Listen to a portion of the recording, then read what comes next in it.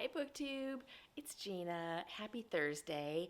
I was not planning on posting a video today, but I've been having a little FOMO seeing everyone's Booktube Spin videos. Now, I also wasn't planning to do the Booktube Spin this go round because I never ended up finishing my book from the last Booktube Spin, and I didn't want to set myself up for failure.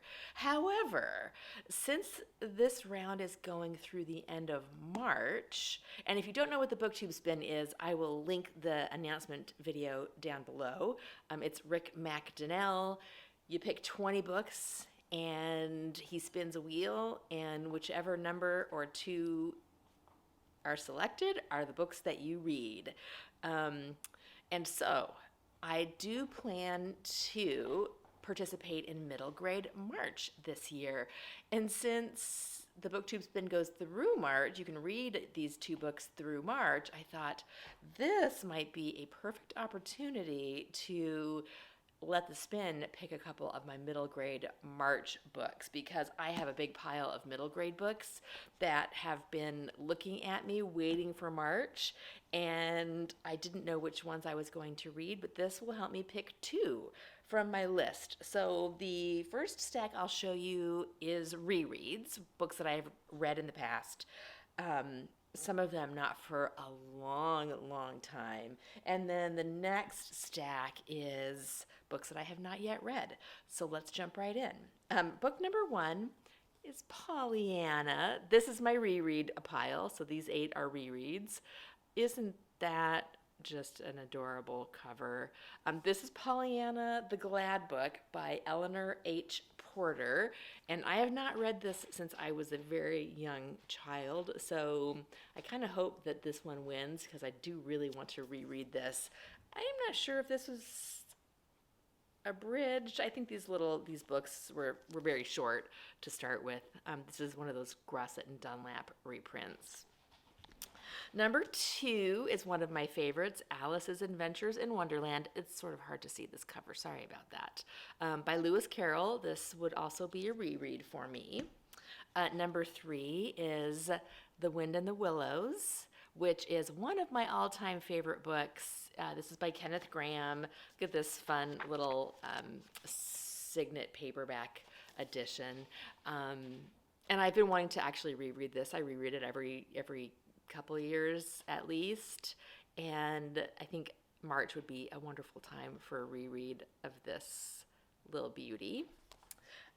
Next is The Penderwicks, which is the first in a series that star the fabulous Penderwick children, which consists of these 3 plus a dog. In this book, this is a reread. This book, they befriend, I think, a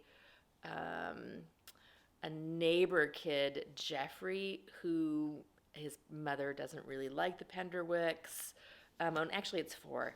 It's 4 kids. 4 kids and a dog. I don't know. It's been a while since I've read this one, but I read the whole series. I think it's 4 or 5 books, and absolutely love the Penderwicks, one of my favorite fictional families. So I hope this one lands on the list. I might reread this one even if it doesn't land on the list. Next is a favorite, Ozma of Oz by L. Frank Baum, in the, of course, Wizard of Oz world. It's been a long time since I've read this one too, a few years. That's on the list. Oh, I better start numbering these guys. 1, 2, 3, 4, 5. I'm just piling them up in order. That's number 5. This is number 6 from the Mixed Up Files of Mrs. Basel E. Frankweiler by E.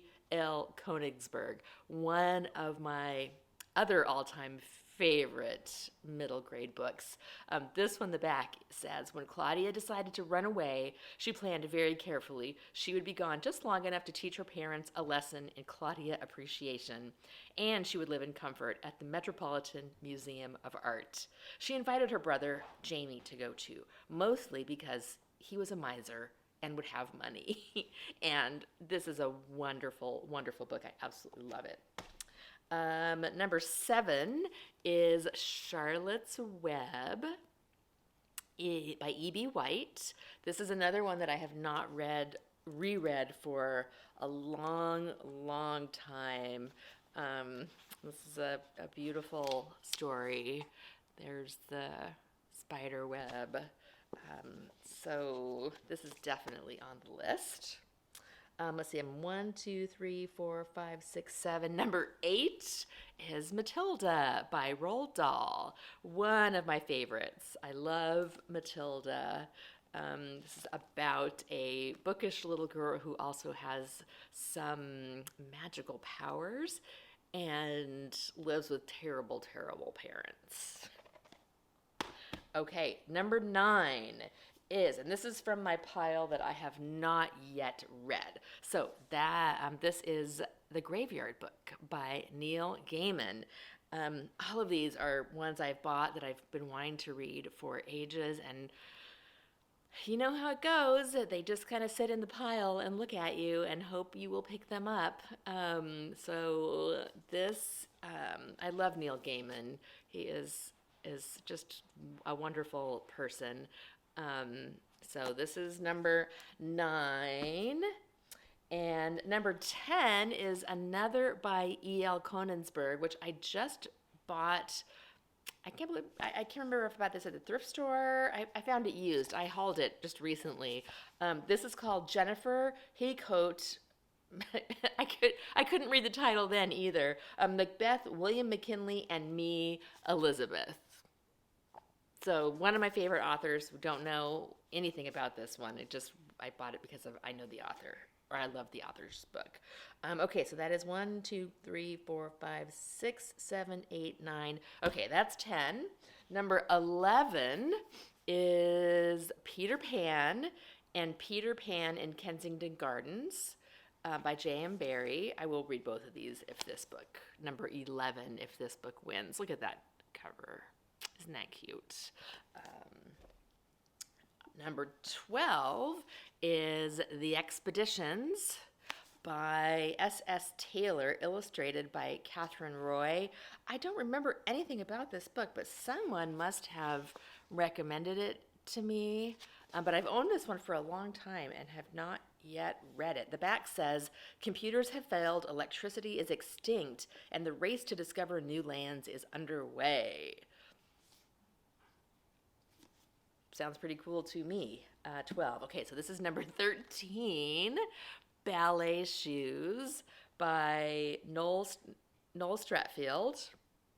I think I heard about this in that movie, that Meg Ryan movie, You've Got Mail, but otherwise I don't really know anything about it. But I'm sure, it's going to be wonderful. It's got little girls on the front balleting. Okay, number 14 is Peter Nimble and His Fantastic Eyes by Jonathan Auxier. And Jonathan Auxier, I'm not sure if that's how you pronounce his name, he wrote one of my favorite middle grade books a few years ago called Sweep, the story of a girl and her monster. And I didn't even realize I already owned this book when I bought Sweep, and I loved Sweep. Loved it. So I'm hoping I love this one as much. It sounds wonderful. Okay, 14, 15, 16, 17, 18, 19, 20. Yes, we're right on track. This is Behind the Bookcase by Mark Steensland. And that looks like a little bit of a spooky tale. If I don't get to this one in March, this might be a good October Halloween spooky season read. I don't know much about this one either, but it says, spending the summer at her grandmother's house is the last thing Sarah wants to do, especially now that Grandma Winnie has died. But she has no choice. Boy, that's such a fun trope, isn't it? In kids' books, kids staying in a house they don't want to be in and discovering something magic. Okay, 16. I can't count, is The Evolution of Tate by Jacqueline Kelly. This is another one that I've had on my shelves for a long time and really do want to get to. This is a, did it win? It was an honor book, a Newbery honor book, and I love that cover. I think it's about a young girl in Texas. The summer of 1899 is hot in Calpurnia's sleepy Texas town, and there's not a lot of good ways to stay cool. So that is on the list. Next, this is going to be number 17. 17. I did not plan this well enough. This is Gilded Joyce, Psychic Investigator by Jennifer Allison. Isn't that hilarious? This is, let's see, Gilded Joyce, Psychic Investigator, Novelist, and Woman of Style.